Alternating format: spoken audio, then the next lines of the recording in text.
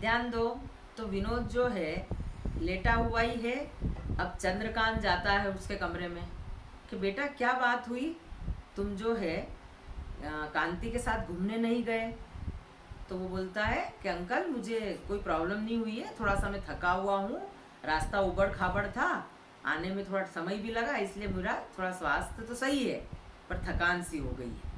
ठीक है। और ध्यान दीजिए, चंद्रकांत जो है ना वो एलोपैथी में विश्वास रखते हैं। अब सरस्वती माँ जो है वो आई और वो कह रही अरे अरे आप क्यों बच्चे को परेशान कर रहे हो, आप जाइए।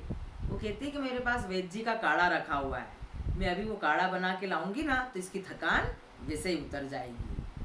ध्यान दीजिए बच्चों, अब घर में एक और बंदा है जो कि झाड़ फूक सुखिया जो है ना, वो झाड़ फूक वगैरह में विश्वास करती है।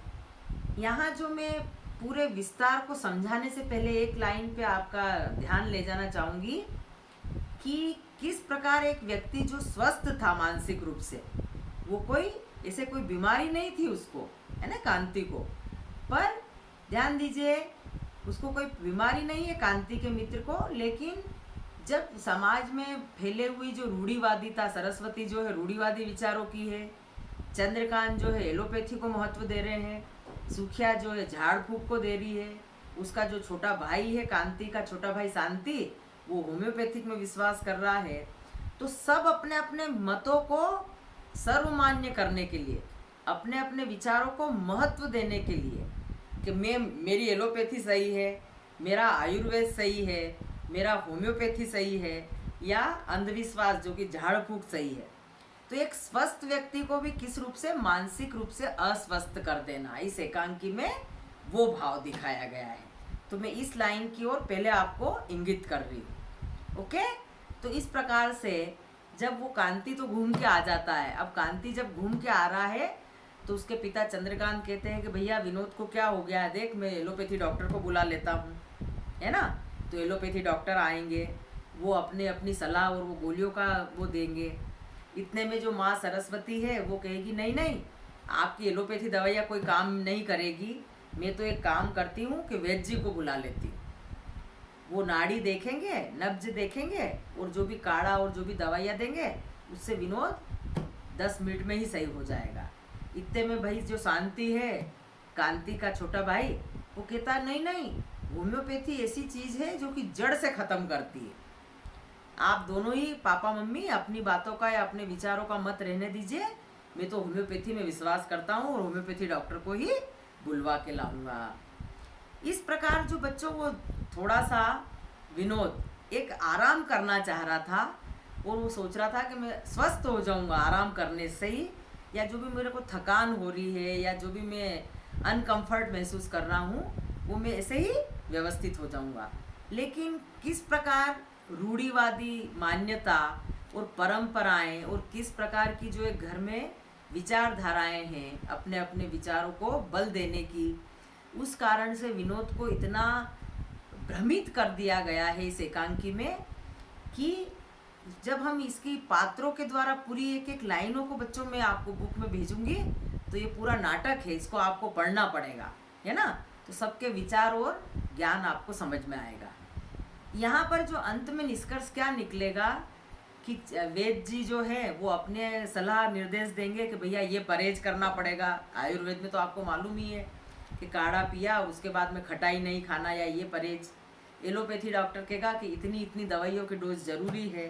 होम्योपैथी वाला और कहेगा कि इसके बाद लहसुन प्याज नहीं खाना या ये परहेज, और वो दवाइयाँ जो है बाहर करेगी पहले रोग को और तबीयत बिगाड़ेगी। फिर इसमें सुखिया एक और है। तो बच्चों एक इसमें मार्जन का जल शब्द आएगा कि पंडित के द्वारा अभिमंत्रित जल को मार्जन कहते हैं। ध्यान दीजिए, तो वो झाड़ फूक के द्वारा मतलब एक पंडित के पास जाता है और मंत्रों के द्वारा जल को अभिमंत्रित करवा के लाता है, तो उसको कहते हैं मार्जन का जल। तो वो कहेगा कि विनोद को तो मैं ये जल पिला के ही अच्छा कर दूंगा। इस प्रकार अंत का जो पार्ट है, अब हम अंतिम स्टेज में आ रहे हैं कि अंत का पार्ट क्या है कि एलोपैथिक डॉक्टर अपनी सलाह को देगा, होम्योपैथिक डॉक्टर अपनी सलाह को देगा, वेद अपनी सलाह को देगा और सुखिया झाड़ फूक और अंधविश्वास को प्रधान बताएगा। इससे वो जो विनोद, जो स्वस्थ होने की उसकी मनोदशा थी, स्वस्थ होने का जो उसका मानसिक भाव था, जो उसका आत्मविश्वास था कि मैं आराम करने से ही स्वस्थ हो जाऊंगा, वो यहाँ पर पूर्ण रूप से भ्रमित हो जाता है और वो अब उठ के और खड़ा हो जाता है अंतिम स्थिति में। ध्यान दीजिए। और वो कहता है, अंकल आपको भी नमस्ते और एलोपैथी डॉक्टर को भी, ये जो वैद्य जी हैं उनको भी नमस्ते, होम्योपैथिक डॉक्टर को भी। मैं तो एक काम करता हूँ, मेरा बुखार और मेरा जो ये सर्दी खांसी है वो मैं घूमूंगा अच्छे से, अब मैं बाहर निकलता हूँ और घूम के आता हूँ, उससे ही मैं स्वस्थ हो जाऊंगा। अर्थात ये मनोरंजन तो करती है एकांकी, लेकिन हमारे इसमें उदय शंकर भट्ट ने क्या दिखाना चाहा है कि समाज में किस प्रकार से बीमारी को लेकर के और एक स्वस्थ व्यक्ति को भ्रमित कर दिया जाता है। समाज में इस प्रकार की जो रूढ़िवादी विचारधाराएं और अपने अपने विचार को जो प्रधानता देने वाली बातें हैं, उस ओर ध्यान आकर्षित किया गया है।